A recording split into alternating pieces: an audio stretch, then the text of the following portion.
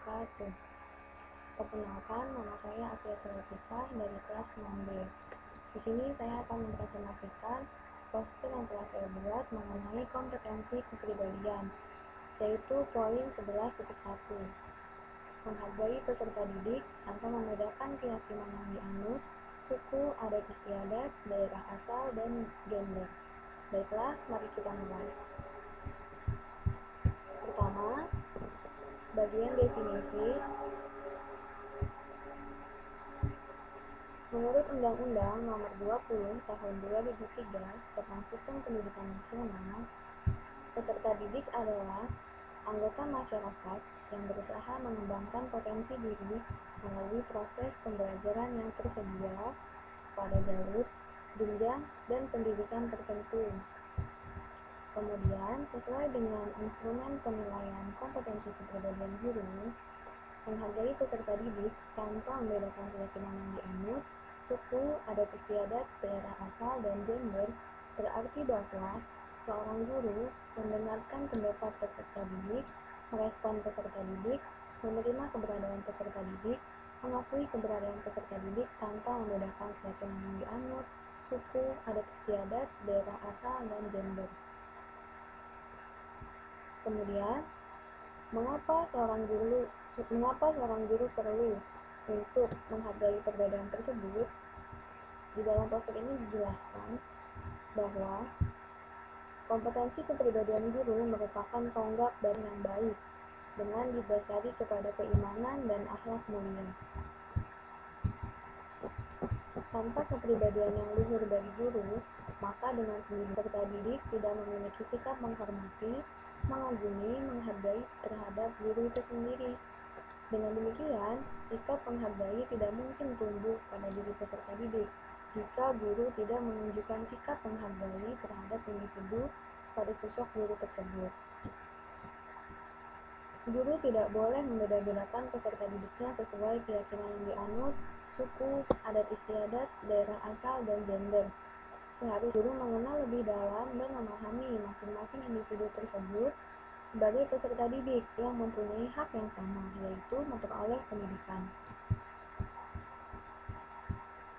Nah, bagaimanakah seorang guru menghargai perbedaan tersebut? Di dalam poster yang saya buat ini, dijelaskan bahwa kompetensi guru menghargai peserta didik tanpa keyakinan yang dianut, suku, adat istiadat, daerah asal, dan gender termasuk ke dalam kompetensi inti kepribadian guru, yaitu bertindak sesuai norma agama, hukum, sosial, dan kebudayaan nasional. Oleh karena itu, dalam menghargai peserta didik, guru berarti sudah berperilaku sesuai norma yang ada.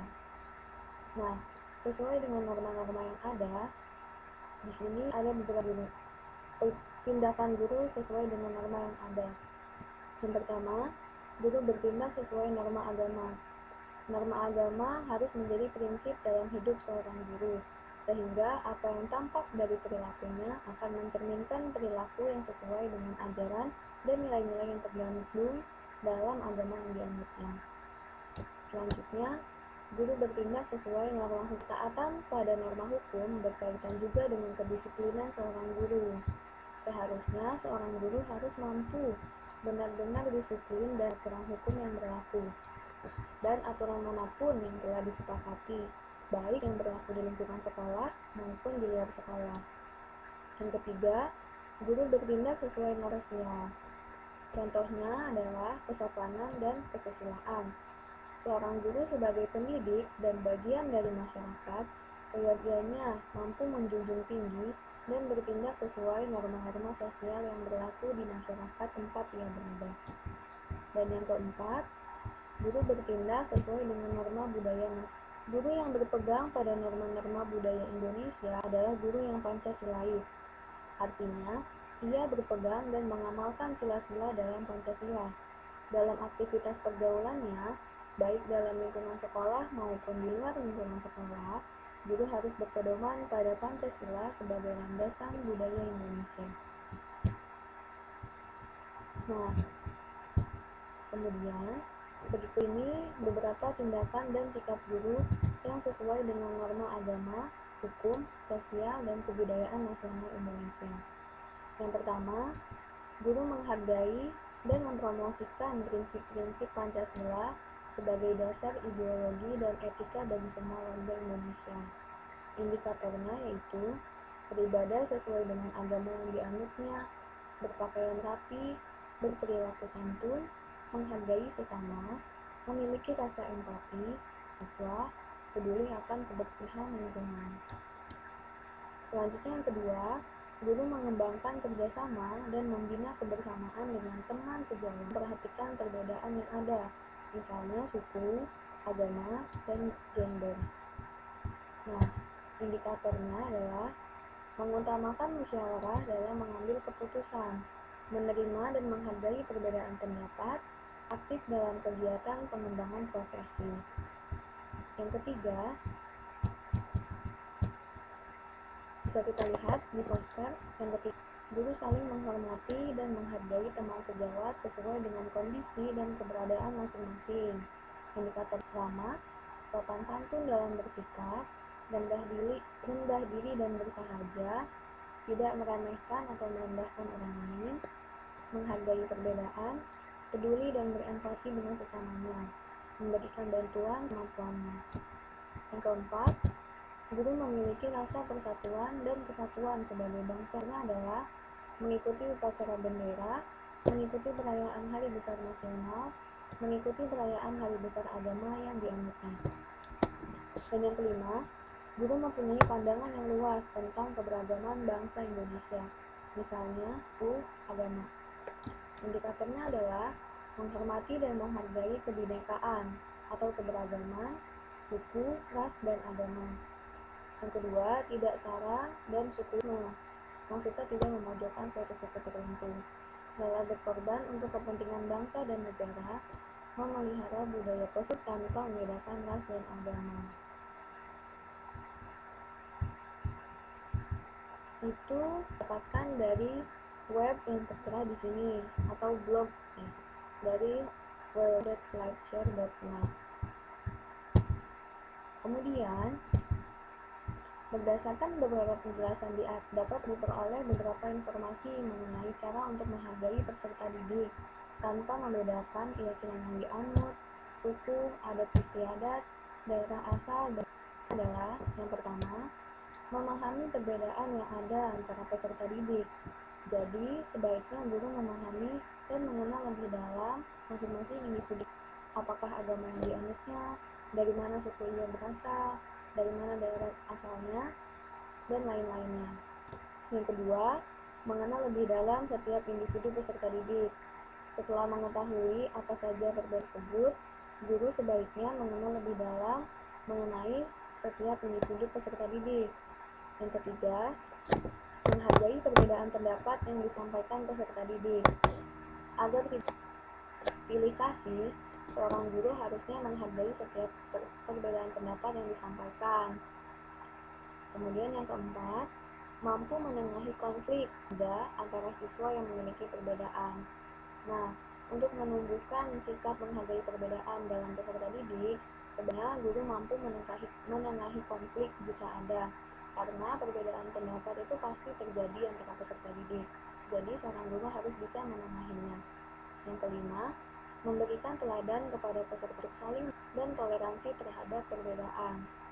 Nah, jadi sebagai guru dan teladan kepada peserta didiknya, supaya peserta didiknya juga mampu saling menghargai perbedaan.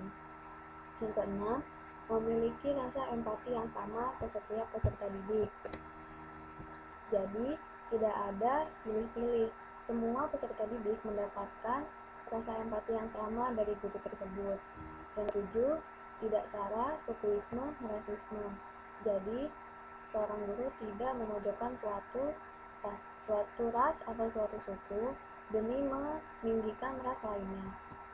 Yang kedelapan, tidak meremehkan peserta didik. Seorang guru harus menyadari bahwa setiap peserta didik berbeda. Jadi, tidak boleh seorang guru meremehkan peserta didik, tetapi harus mengoptimalkan kemampuan yang dimiliki oleh peserta didik tersebut. Dan yang kesembilan, menyadari bahwa setiap peserta didik mempunyai hak sama dalam pendidikan. Inilah yang harus ditanamkan dalam diri guru tersebut. supaya dia bisa menyadari hak peserta didik bahwa semuanya harus mendapatkan pendidikan yang sama sesuai dengan perbedaan yang dianut, baik itu keyakinan, suku, daerah asal, dan gender. Kita lanjutkan ke teori pendukung.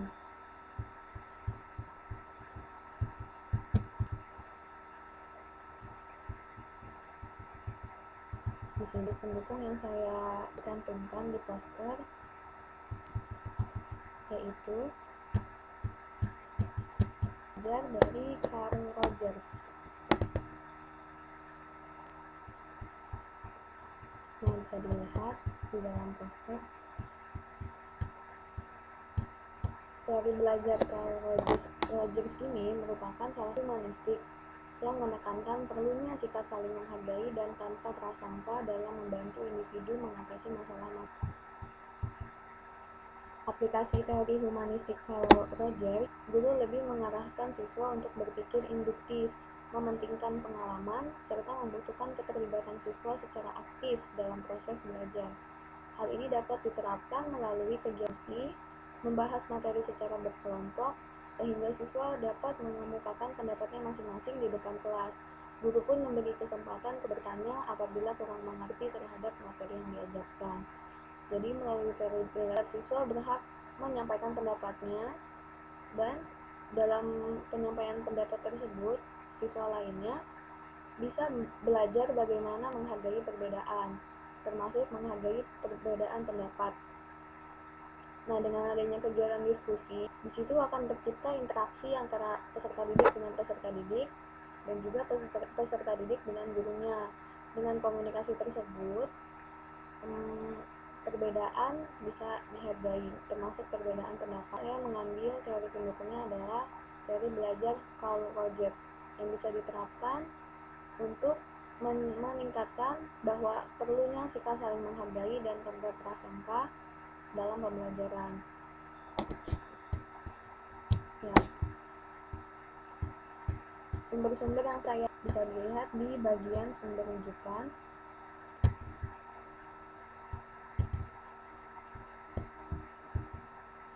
Sesuai dengan nomornya.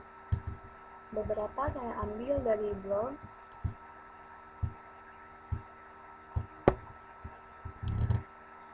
Saya bisa dilihat di sini dari aguswuryanto.wordpress.com, kemudian tugas kuliah nisadikomala.blogspot.com, dan slideshare.net. Dan dari salah satu skripsi oleh Firdusia tahun 2012, di jurnal oleh Atrisna tentang implikasi teori belajar terhadap pendidikan yang saya gunakan sebagai teori pendukung, dan lain-lain, yaitu Undang-Undang Nomor 20 Tahun 2003 tentang Sistem Pendidikan Nasional.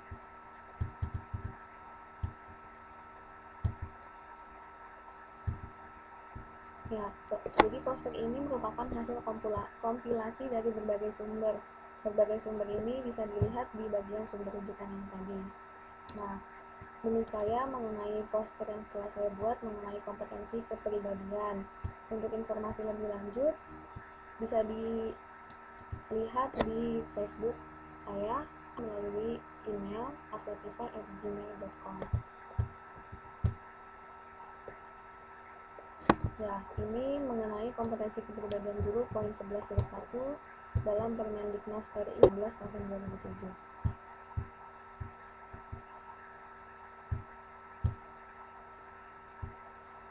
Ya, oke. Baik. Demikian pemaparan saya mengenai kompetensi kepribadian poin 11 itu, yaitu menghargai peserta didik tanpa membedakan keyakinan yang dianut, suku, adat istiadat, daerah asal, dan gender. Terima kasih atas perhatiannya. Saya akhiri. Mohon maaf apabila ada salah-salah kata. Wassalamualaikum warahmatullahi wabarakatuh.